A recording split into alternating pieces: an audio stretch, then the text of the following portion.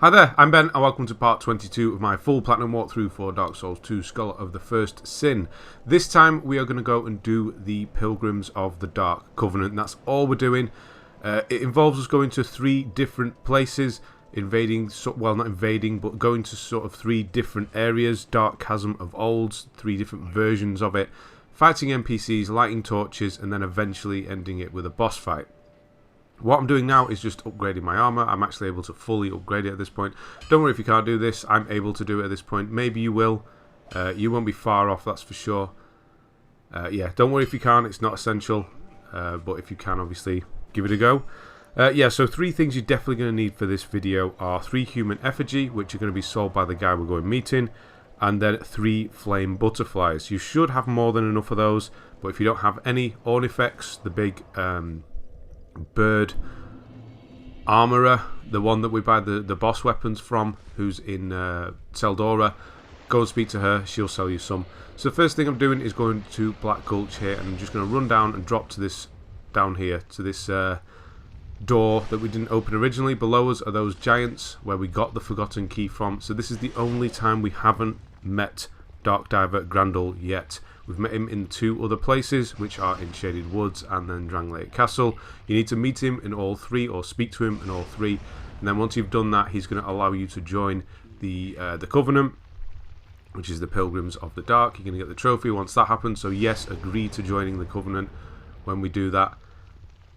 And then he's going to give us a free one. The Abyssal Seal, the Abyss Seal improves hex damage, but at a cost of life. Yeah, so this is a freebie, this first one, but usually we have to give him a human effigy to open up these portals. There's 3 of these portals that we need to do in 3 different areas. So there's going to be a bit of a jump scare, almost. It was for me, I was not expecting it, but that thing just appearing out of nowhere, that was good timing. Yeah, so enter it. I did still enter it then, it managed to hit me, but it was fine. Make a backup save when you enter each of these places. This first one is the most difficult. We're doing them in the order of most difficult to easiest. This is the most difficult one. If you die, you'll lose your human effigy, obviously, and then you'll have to repay another one to re-enter this place, so it can get very expensive on human effigies, so do a backup save.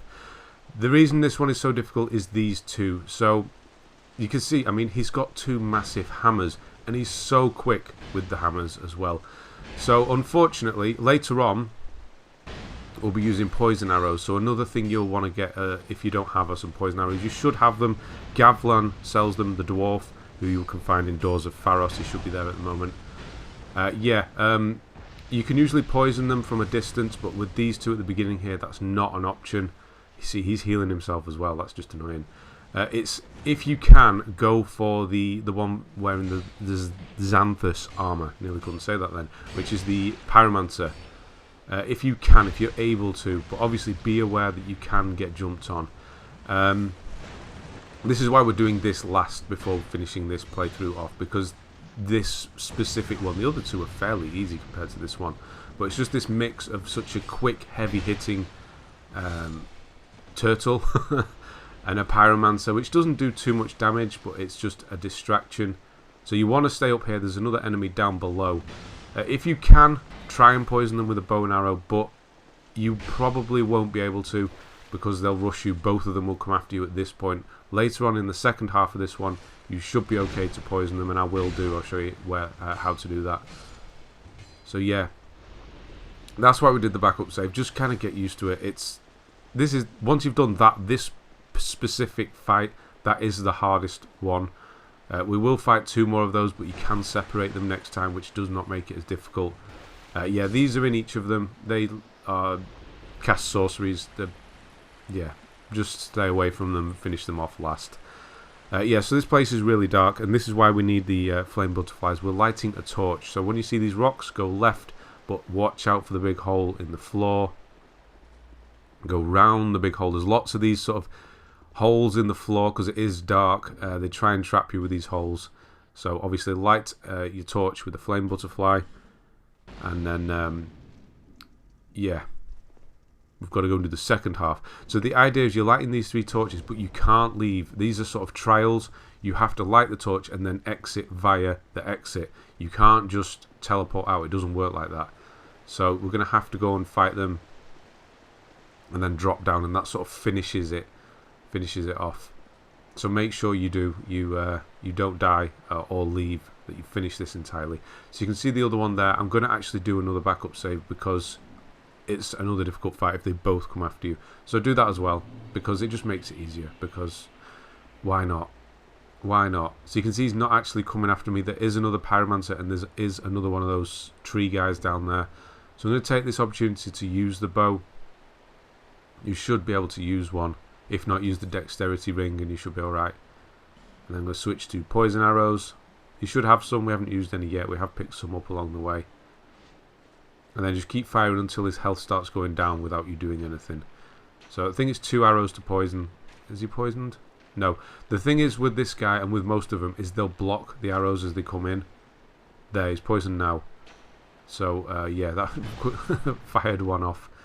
It is slow, but it gives you that opportunity, or if you want to just run around and let the poison do a lot, then do that. But I'm actually going to just stay on top of him because it's easier. See, they're simple enough when they're alone, but if you get both of them together, it can be a real pain. There's the Pyromancer and the green thing. I was just about to try and poison the Pyromancer, or get his attention anyway. But he sees me. There you go. So if you do go near the edge, be aware that the Pyromancer might come after you as well. But they're easy. Once you've done this one, this is the most difficult. There's one difficult guy, but there is an easy way to get rid of him. We can use poison arrows. And then the last place that we go to is just easy. So that's why we're doing that last, so we make sure we have enough Estus and things like that for the boss fight. Because whichever one you do last, you will go straight to the boss fight as you try and leave. Right, it's done. They're all dead. Now we can leave. And we do that by jumping off this ledge. And that's it. That's the first one done. So that's Covenant level 1 now. So if you go and speak to Dark Diver again, he's going to give you the Resonant Soul Hex. You can see the devotion's gone up. We are going to get the Selfless Giver trophy for fully upgrading a Covenant, if you want to call it that way. Which probably isn't the right term, but anyway.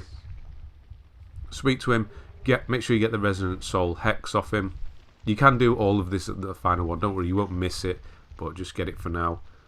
And then we're going to do 2 more. You can see at the top, Darklurker boss fight. That's a while off yet. We're going to do another one in the middle, but there's nothing to collect in these places, so that's literally the next thing we get in.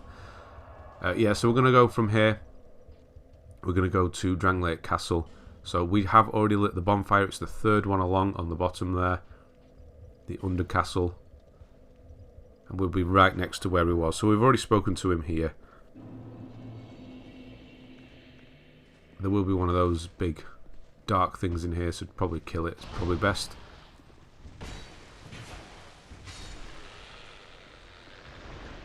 Oh, we dropped something. Oh, that was very important. Anyway, so this time you will need to give him a human effigy to light the portal up. So you'll get the option in the thing. So if you go down to give human effigy, and then you'll say, "Are you sure?" And then you have to go through it all. So yes, yes, yes, yes. And then eventually the portal will light up and you can leave. So yeah, you have to do this every time. So if you die in here while you're doing this, you'll have to come back, give him another human effigy to carry on. So that's why we're doing the backup saves, because we don't want to burn through human effigies and try and find more. We just want to get this done. So this one's a bit simpler. So watch out, there is a fall on each side. There is water in the middle. So if you do backup save, and then we'll get straight onto it.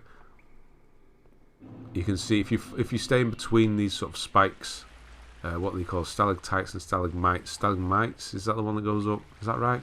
Whatever, you know what I mean. Those things, you won't fall. So this guy's basically Havel. If you've played Dark Souls 1, you'll know who Havel is. He's not Havel, but he fights the same way. And if you get from a distance, you should be able to poison him, or definitely get his attention. Are we going to get the point? There we go. There it is. So number 4, extra 1 for good luck. Get his attention, and then you're going to want to bring him this way, just so the poison does some damage to him. And then stop on this big platform and wait for him to come. And we're going to try and get a backstab. It is possible with this guy. He is Really agile with that Dragon Tooth, the weapon he's using. He will swing 3 times usually, leave himself open to a backstab, and that should be it.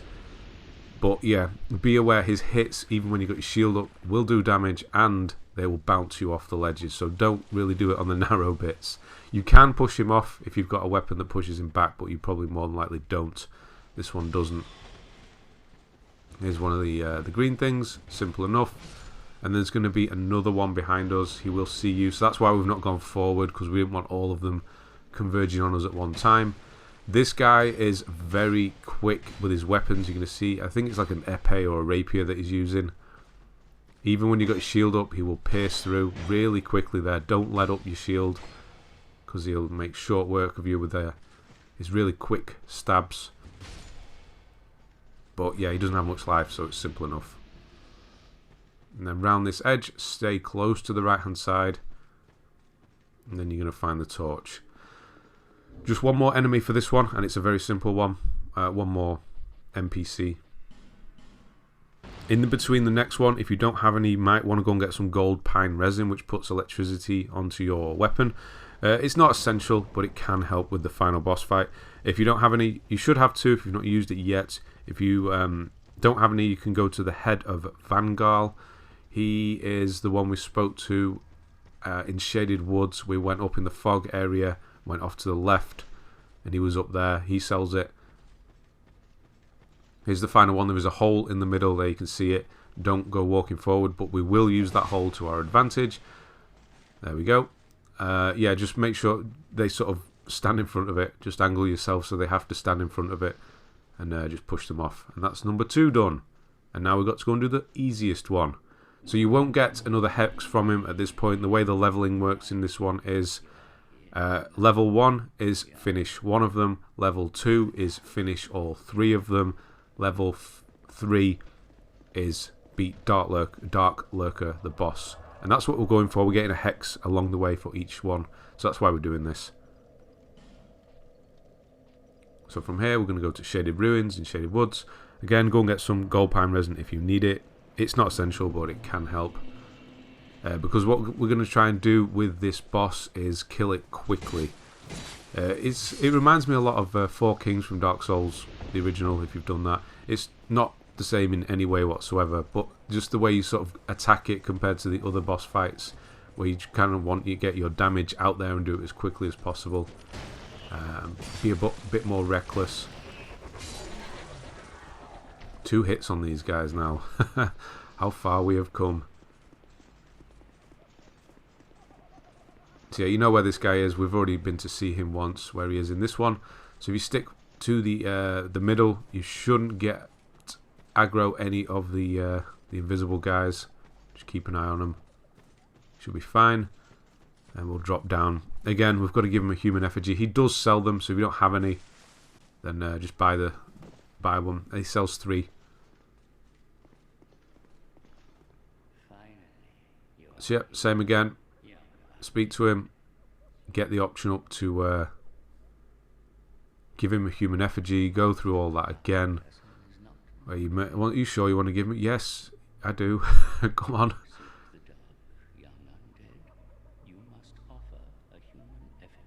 And then yes, we'll go into this one. This one is really easy compared to the other 2. The first one is definitely the hardest, with the combination of the quick hard hitter and the pyromancer. Right, ready to go. So once again, go in, make a backup save just in case you die. You don't want to be burning through human effigies. There we go. Yeah, this one's, it's just 3 enemies in one. 2 NPCs, one of the little tree guys, or they're probably not even trees, but they just look like they're green and they have vine-looking things. Nope, not that way. It's left once you go through here. And then we'll take a lift, and then there'll be 1 on their own, and that'll be it. So yeah, we're going to just sneak through, try and get 1 at a time. Attention, if you just edge forward, you can see the tree guys off in the distance there, and just bring them down, just so you can do 1 at a time. They're not difficult. Even both of them at the same time is not too difficult, but of course you don't want to fight them both at the same time if you can help it. More than half the health gone already. And there we go. So I still don't have my fragrant ring on as well. I have the physical defense ring on instead. I might keep it that way for a while. Definitely helps in sort of boss fight situations over the fragrant ring for sure. You see how easy this one is as well. I mean, just you can even let them hit you. It doesn't really matter. There's the torch. We'll come back for that in a minute. We'll just get rid of... Whoa, watch the hole. See what I mean? Tricky holes everywhere. And that's it. So, we'll just light this. We've got one more NPC, and then we're straight into the boss fight. So you don't leave this one. You go straight into it. So that's why we did this last, because it was nice and easy. You'd have plenty of Estus left and whatever else. Not that you should be... The Darklurker can be a difficult boss fight if you don't know how to take it on. But as long as you just try and hit it quickly. So it starts off as 1, and then it's halfway through it splits into 2, which actually makes it kind of easier to kill if you're able to manage them once it's in 2. But it uses all different types of spells. Hexes, pyromancies, sorceries, all of them. So you have to mix it up and watch out. What you want to do is stay close to it though. So here's the final one once you've taken the lift.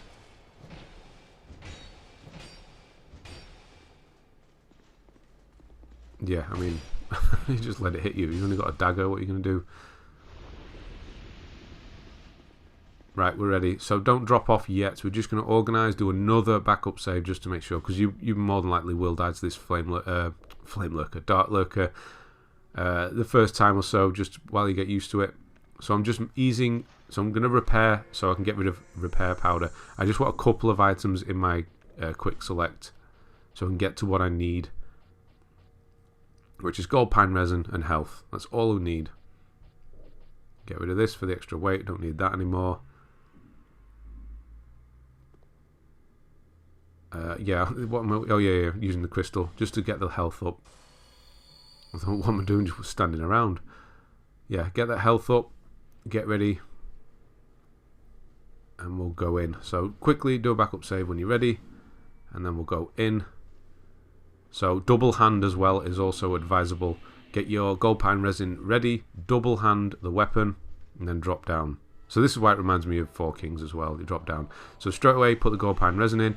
They may do a distant spell, or they may come after you. If they do that, which is kind of like a sword, just walk underneath it to the left. You don't even need to block, just walk. So you're able to get your stamina up while that's happening. This one's one of the more dangerous ones. It's going to fire a ball into it, and it's going to come out of the second ball. And it has a big AoE, so try and track it, and then dodge out of the way. Run and dodge. And then go in for the attack, so double handing again. And try and trap it in a corner. If you're able to trap it in a corner like this, it might do this AoE that it does to me in a moment, which is fine. You should be able to absorb the damage from it. And it's about to split. Watch how much damage I do. Look at the damage now, because I'm hitting both at the same time. They share the life bar, and if you hit both of them at the same time, you're going to do massive damage, which is what I'm doing. I'm trying to group them together and get that massive damage. You're going to see I'm just going to go for it and finish them off nice and quick. So I just went for it with that. So you didn't actually see many of the spells. It might do a pyromancy spell. There you can see Selfless Giver. So we've got the top part of the Covenant now. Pyromancy spell, it might do, will just cast 3 balls out of the sky. It may do just a normal soul arrow attack at you. And that's about it. Just watch its attacks, learn them. There's only a few that it uses. But you want to get close to it, try and get it to do that sword attack and just walk under it and just keep hitting it. When both of them appear, keep hitting it. If you can get both of them, that's why we're double-handing with this weapon, because it's good at crowd control. Getting both of them with the hits and get it done quickly. Right, speak to him. You'll need to speak to him twice. So speak to him, that's going to get you level rank 2. And then quit out, speak to him again, and this is rank 3. So once you get Climax and the Xanthous armor, you're at level 3. Then, if you go over and just buy whatever hexes that he has that you don't already have, so look for held in the bottom there. If it says 0, buy one, because we're going to be moving towards the end. The next video is the final video of this playthrough. We're going to be doing the final bosses, which is 3 in a row. Don't worry, it's not too bad. And then we're going to be going doing cleanup, getting all the spells, buying all spells that we've sort of missed at this. Well, we haven't missed them, we just haven't bought them yet. And then getting the boss spells from Strayed, using the boss souls. And then at that point you can use all boss souls that we've already have to make weapons, whatever you want to do. Yeah, so that's going to be the next video. Playthrough 1 will be done, and then it's onto the speed run-ish playthroughs to get this game wrapped up. So what do we do? What do we go for? Vigor, just get more health. I'm not really bothered about others at this point. Yeah, and that's it for this one. So good luck, thanks very much for watching, and I'll see you on the next one.